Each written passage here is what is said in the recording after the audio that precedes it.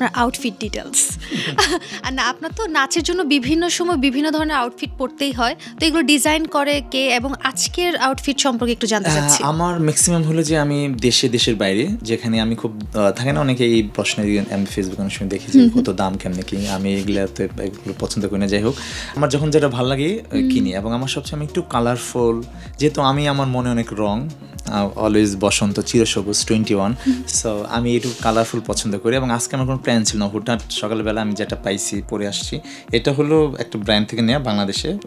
আর আমি সবসময় ট্রাই করি যে একটু কালারফুল থাকা এবং ক্যাজুয়াল, ফর্মাল, ফ্যাশনেবল সব মিক্স করে। এখন ফ্যাশনটা হলো একজন কাছে এক একটা, সো আমার একটু ভালো লাগে একটু ইয়াং, একটু তরুণ, একটু ভাইভিং, একটু কালারফুল, এইগুলো ভালো লাগে সবসময়। আর কিছু ড্রেস আছে আমি নিজে ডিজাইন করি, লাইক আমি বানাই আমার টেলর দিয়ে।